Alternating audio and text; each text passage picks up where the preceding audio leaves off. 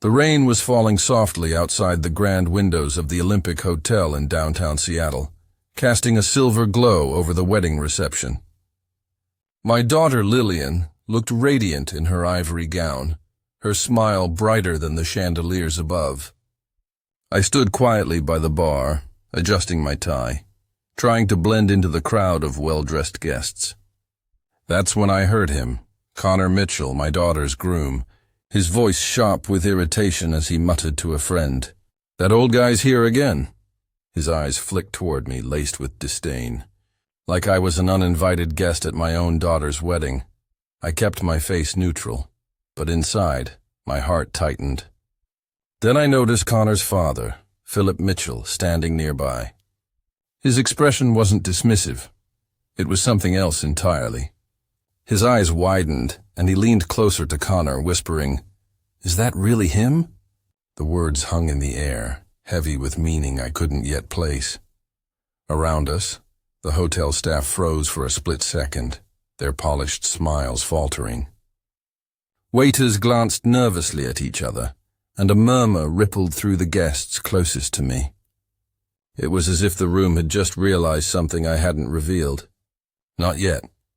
I straightened my shoulders, feeling the weight of their stares. That day wasn't just about Lillian's wedding. It was the day the truth would step into the light, sharp and undeniable, like the Seattle rain cutting through the evening mist.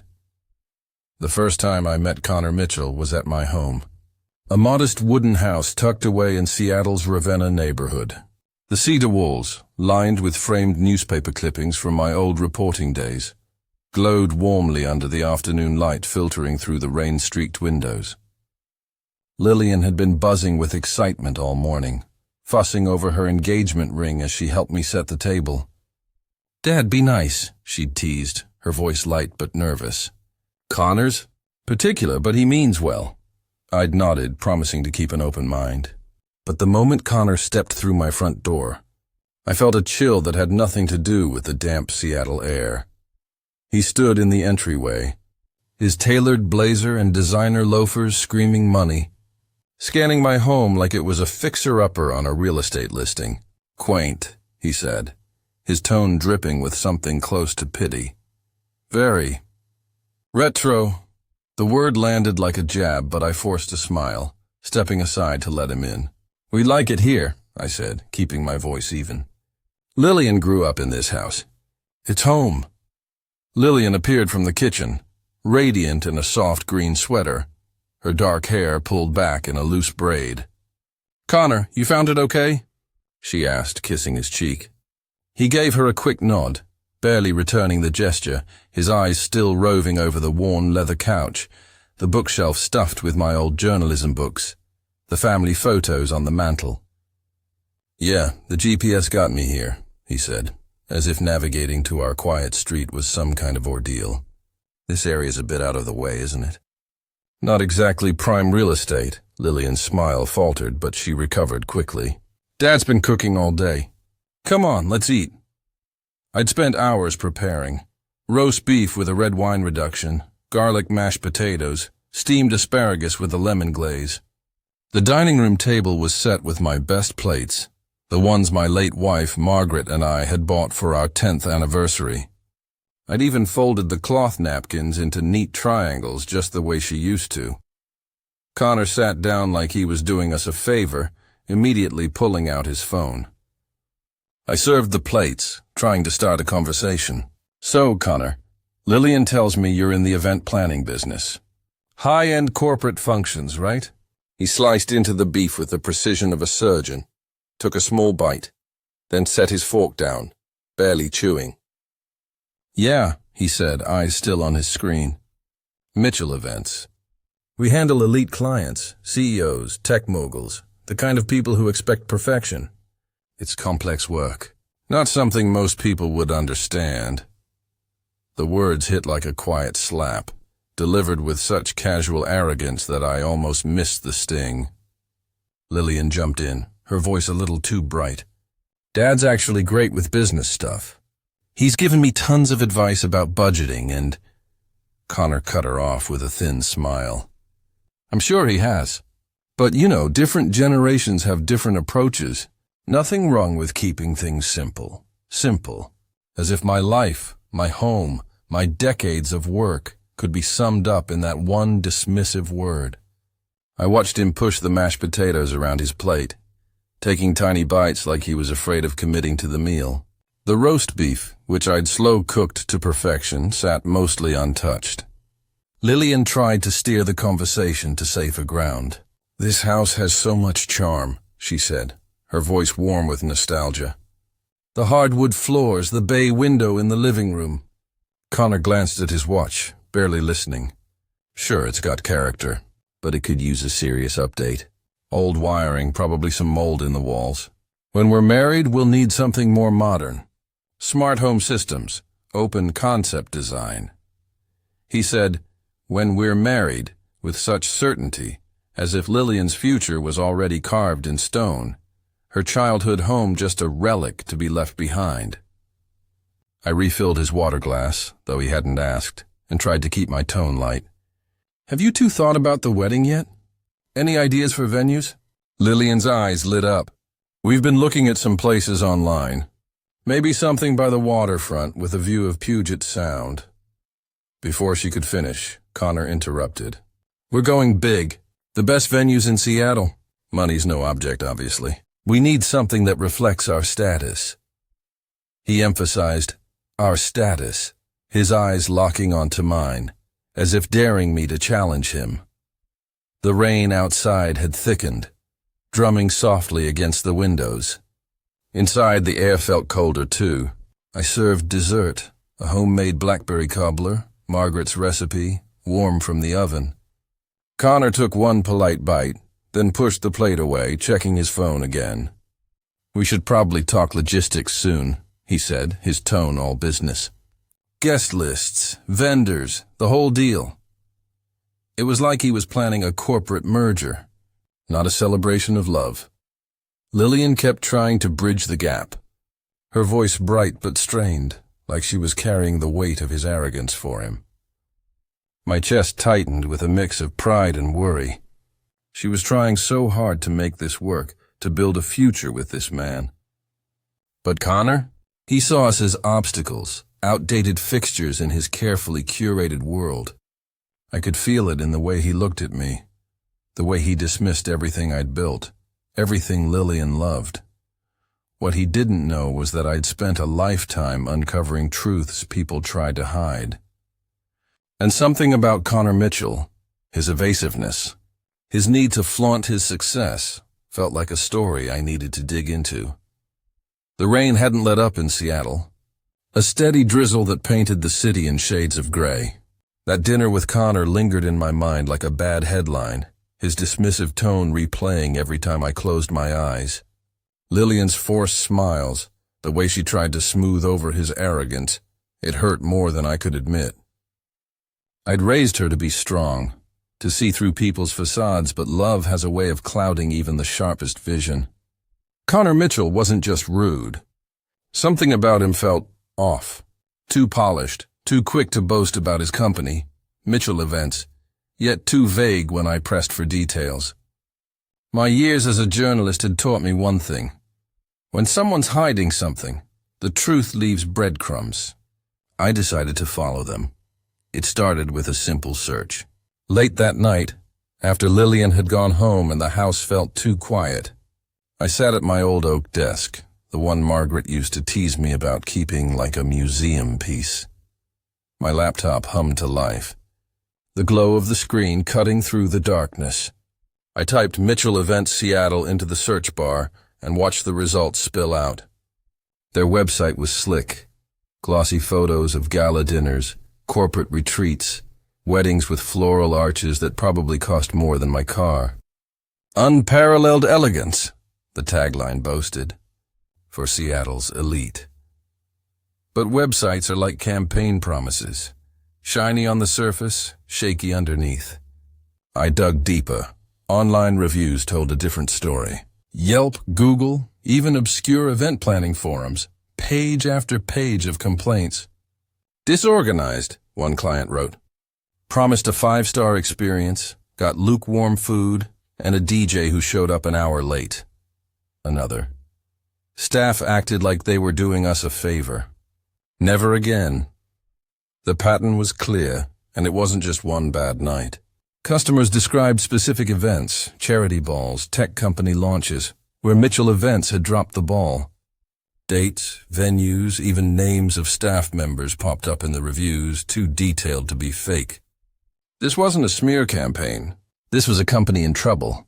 I leaned back in my chair, the rain tapping against the window like a restless editor waiting for a story. My gut told me there was more. A quick check of public records showed Mitchell Events had been cited twice in the past year for unpaid vendor invoices. Small businesses, caterers, florists, had filed complaints, claiming they'd been stiffed after delivering services. Not the kind of thing a company serving Seattle's elite should be doing. I scribbled notes on a yellow legal pad, an old habit from my reporting days. Declining service quality. Financial issues. Arrogant management. The pieces were starting to form a picture, and it wasn't a pretty one. I needed to see it for myself. The next weekend, I found out Mitchell Events was hosting a corporate gala at a downtown hotel, one of those black-tie affairs for tech executives. I registered as a guest, using a fake name, John Carter, a nod to an old colleague who taught me how to blend in. The event was at the Westin, a sleek tower with views of Puget Sound. When I arrived, the lobby buzzed with well-dressed guests, their laughter mingling with the clink of champagne glasses. But the cracks were obvious if you knew where to look. The hors d'oeuvres arrived late, some cold, others looking like they'd been thrown together in a rush. A server snapped at a guest who asked for a drink refill. The floral centerpieces, touted as bespoke, were wilting under the ballroom lights. I stood in a corner, nursing a glass of sparkling water, watching the chaos unfold. A couple nearby muttered about the late dinner service. "This is ridiculous," the woman said, her diamond earrings catching the light. "We paid a fortune for this." Her husband nodded, checking his watch. I caught snippets of conversation from the staff, hushed complaints about management cutting corners and not enough hands tonight. It was the kind of sloppy execution that could sink a business, especially one charging premium prices. I decided to push further. The next day I drove to the Mitchell Events office in Belltown, a trendy neighborhood with glass-fronted buildings and overpriced coffee shops. I'd planned to pose as a potential client just to get a feel for their operation. The office was all style, no substance. Marble floors, modern art on the walls, but the reception desk was unmanned, and papers were stacked haphazardly on a side table. A young woman finally appeared, looking frazzled. "Can I help you?" she asked, her tone more annoyed than welcoming. Before I could answer, Connor walked out of a back room, his phone pressed to his ear. He froze when he saw me, his face shifting from surprise to fury. "What are you doing here?" he demanded, loud enough to make the receptionist flinch. "Are you spying on my business?" I kept my voice calm, years of handling hostile sources kicking in. "Just looking into venues for a friend's anniversary party. Your company came highly recommended." "Bullshit," he snapped, stepping closer. "You're poking around trying to make trouble. Get out. Now." His voice carried through the open office, drawing stares from a few employees who'd emerged from cubicles. I raised my hands, placating. "No trouble intended, Connor. I'll leave." But as I walked out, I caught the nervous glances of his staff, the kind of looks you see in a workplace where fear outweighs loyalty. That night, my phone rang. Lillian's name lit up the screen, but her voice was ice cold. "Dad, why were you at Connor's office?" I could hear the hurt beneath her anger, the way it trembled in her words. "He told me you're trying to ruin his business." "How could you do this?" My heart sank. Connor had gotten to her first, spinning the story before I could explain. "Lillian, sweetheart, I was just—" "Don't," she cut me off. "I trusted you to support me, to be happy for me. But you're acting like Connor's the enemy. Just stay out of our lives." The line went dead, and the silence that followed was heavier than the Seattle rain. I sat in my living room, staring at the empty chair where Lillian used to sit during our Sunday dinners, her laughter filling the house. Now she was slipping away, caught in the orbit of a man who didn't deserve her trust. But Connor's reaction at his office, the way he'd exploded over a simple visit, confirmed what I'd suspected. He wasn't just arrogant, he was scared. Scared people hide things, and I'd spent decades uncovering those secrets. I opened my laptop again, the glow lighting up the dark room. Mitchell Events wasn't just failing, it was teetering on the edge. Financial records hinted at loans taken out in Philip Mitchell's name, payments missed, vendors unpaid. Connor's boasts about elite clients were a facade, a desperate attempt to keep up appearances. I closed the laptop, the rain outside now a steady drumbeat. Lillian might not want to hear it, but I couldn't let her walk into a future built on lies. I had to protect her, even if it meant she hated me for it. The truth was out there, waiting to be uncovered, and I was just the man to find it. The morning of Lillian's wedding dawned gray and damp, the kind of Seattle day where the clouds seemed to press down on the city, heavy with secrets. I woke early, the cream-colored wedding invitation still sitting on my nightstand, its elegant calligraphy a stark contrast to the ache in my chest. Lillian hadn't spoken to me in weeks, not since that phone call where she'd told me to stay out of her life. But today I'd be there, standing in the crowd as she married Connor Mitchell. I couldn't let her walk into this future without knowing the truth, even if it meant risking everything. I dressed with care, the way I used to before big assignments in my reporting days. A charcoal gray suit, tailored just right, with a navy tie that Margaret always said brought out my eyes. My shoes were polished to a mirror shine, cufflinks gleaming with quiet dignity. Every detail mattered today, not for vanity but for the message it sent. I wasn't just Lillian's father. I was a man who'd spent decades uncovering lies, and I wasn't about to let Connor's arrogance bury the truth. The wedding gift, a delicate crystal picture frame, sat wrapped on my dresser. Inside the card, I'd written 4 words: "You are enough." By the time I arrived at the Olympic Hotel, the rain had softened to a mist, cloaking Seattle in a silvery haze. The ballroom was transformed, draped in white silk and lit with warm golden lights that hid the imperfections I'd noticed at Connor's gala weeks ago. Guests mingled with champagne flutes, their laughter rising above the soft hum of a string quartet. I slipped in quietly, scanning the room, trying to blend into the background. Then I heard her voice. "Dad." Lillian's voice broke through the chatter, soft and trembling, like a note from a song I'd almost forgotten. She stood before me in her ivory gown, the delicate beadwork catching the light as she moved.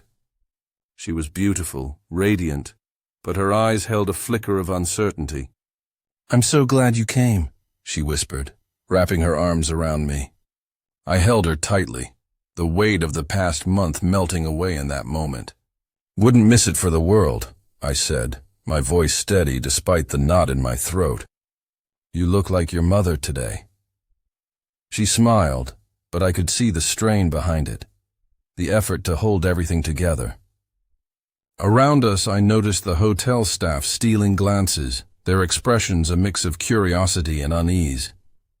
Word must have spread about the incident at Connor's office, the old man who'd been kicked out for asking too many questions. I kept my face calm, but my journalist's instincts were on high alert, cataloging every detail, the staff's nervous whispers, the guests' oblivious chatter, the faint clink of glasses. Across the room, near the bar where the toasts would soon begin, I spotted Connor. He was in a sharp tuxedo, laughing with a group of friends, but his posture was stiff, like a man waiting for bad news. Beside him stood his father, Philip Mitchell, a silver-haired man with the same sharp jawline, but a weariness Connor hadn't yet earned. Their heads were bent together, talking intently. Gesturing toward the staff, the room, and, more than once, toward me. Oh no. That old guy's here again. Connor's voice cut through the crowd, louder than he'd meant, carrying a sneer that turned heads. A few guests nearby paused, their smiles faltering as they looked my way. Philip's gaze snapped to me, his eyes narrowing, not with disdain but with something sharper. Recognition, maybe, or dread. "Is that really him?" he muttered, his voice low but clear enough for me to catch. The words sent a ripple through the staff, who suddenly found urgent tasks to busy themselves with. Avoiding eye contact, I stayed by Lillian's side, playing the part of the proud father, but my mind was racing. The tension in the room was palpable now, a quiet undercurrent beneath the wedding's polished surface. Guests were starting to notice, their conversations softening as they sensed something brewing. Philip straightened his tie and began walking toward us, his face a mask of professional hospitality, but his eyes were sharp, assessing me like a man sizing up an opponent. "Good afternoon," he said, extending a hand with a smile that didn't reach his eyes. "Philip Mitchell, Connor's father and owner of Mitchell Events. I don't believe we've met properly." His grip was firm, but I felt the slight tremor in his hand, the kind of tell you learn to spot after years of interviewing people with something to hide. "George Sullivan," I replied, meeting his gaze. "Lillian's father. Pleasure to meet you." "I hope our venue meets your expectations," Philip said, his tone polite but loaded, like he was testing me. The guests nearby leaned in slightly, sensing the weight of the moment. I smiled, keeping my voice steady but loud enough to carry. "Don't worry, Philip. Today I'm just here as a guest, not a journalist." The effect was like dropping a stone into still water. Philip's smile froze, his hand slipping from mine as his eyes widened with sudden clarity. "Journalist?" he repeated, his voice barely above a whisper.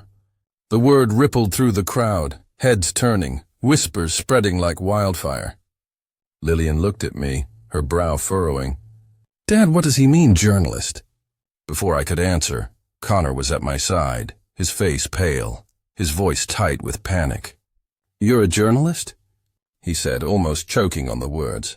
The man who'd called me an interfering old fool, who'd thrown me out of his office like a trespasser, now looked like a deer caught in headlights. "George Sullivan," I said calmly, my voice cutting through the hushed room. "Former investigative reporter for the Seattle Times. I spent 30 years uncovering stories people didn't want told. But like I said, today I'm just here for my daughter." The room went silent, the kind of silence that feels like the air's been sucked out. Staff members froze mid-step, trays trembling in their hands. Guests exchanged wide-eyed glances, piecing together the implications. Connor's mouth opened, then closed, his arrogance replaced by raw fear. I didn't know," he stammered, his voice barely audible. "If I'd known who you were, I never would have." The way I acted, I studied him. The way I used to study sources who thought they could talk their way out of a story. "You mean the way you threw me out of your office?" I said, loud enough for the nearest guests to hear. "Or the way you told Lillian I was trying to ruin your business?" "Forgiveness takes time, Connor, especially when your actions cost me a month of my daughter's trust." Lillian's hand tightened on my arm, her eyes searching mine. "Dad, you're a reporter? That's why you asked me not to tell him about your work?" I nodded, keeping my gaze on Connor. "Sometimes you learn the most about people when they think no one important is watching." Philip stepped forward, his diplomatic smile strained, trying to salvage the moment.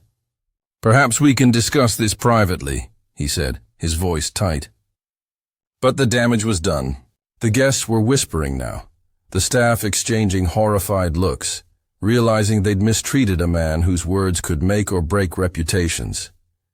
Lillian's eyes moved from me to Connor, and I saw it, the dawning realization, the shift in how she saw the man she was about to marry.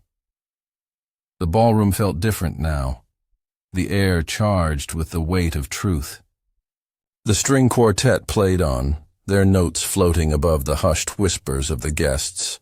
But all eyes were on us, Lillian, Connor, Philip, and me, standing in the center of a moment that had shifted everything. Lillian's hand was still on my arm, her fingers trembling slightly as she looked from me to Connor, her eyes searching for something to hold on to. I could see the questions forming, the pieces of Connor's carefully crafted image falling apart in her mind. "Dad," she said softly, her voice breaking the silence. "Why didn't you tell me?" There was no anger in her words, only a quiet hurt, mixed with something new, clarity. I took a deep breath, the kind you take before saying something you've carried for too long. "I wanted you to see him for who he is, Lillian. Not who he pretends to be. Sometimes the truth needs time to show itself." She turned to Connor, who stood frozen, his face a mix of shame and desperation. "Is it true?" she asked, her voice steady now but sharp with expectation. "Have you been hiding things about your business?" "About us?" Connor opened his mouth, but no words came. Philip stepped in, his voice smooth but strained, trying to regain control. "Let's not ruin this day, Lillian. We can talk this through later, as a family." But Lillian's eyes stayed on Connor, waiting for an answer he couldn't give. She stepped closer to me, her wedding gown catching the light, and wrapped her arms around me again. "Thank you, Dad," she whispered, her voice thick with emotion, "for always looking out for me." It wasn't a promise to walk away from Connor, not yet. But it was a start, a crack in the facade she'd been holding on to, a chance for her to see the truth and choose her own path. I hugged her back, feeling the warmth of her presence, the connection we'd nearly lost. For the first time in weeks, my daughter felt like mine again. The reception continued around us, but the mood had shifted. Guests murmured, stealing glances at Connor, who stood alone now, his confidence shattered. Philip moved through the crowd, offering diplomatic smiles, trying to salvage his son's reputation, but the damage was done. The staff, who'd once dismissed me as just another guest, now avoided my gaze, their trays held a little tighter. I didn't need their apologies. The truth had done its work. As the evening wound down, I stepped outside into the Seattle mist, the rain cool against my face. The city lights blurred in the haze, and I walked slowly toward my car, the weight of the day settling into something like peace. Lillian would make her own choices now, armed with the truth. Whether she stayed with Connor or walked away, I'd given her what every father wants to give their child, a chance to see clearly, to build a life on something real. Looking back, I realized this wasn't just about exposing Connor's lies. It was about respect. Respect for the people we love, for the lives we build, for the truths we carry. Life has a way of testing us, of putting people in our path who think they can dismiss us, who mistake age for weakness. But the truth? It's stronger than any lie, sharper than any insult. It waits, patient and unrelenting, until the moment is right. And when it speaks, it changes everything. If this story moved you, share your thoughts in the comments. What would you have done in my place? And what do you think Lillian will choose? Hit that like button, subscribe, and let's keep telling stories that matter. Thank you for listening.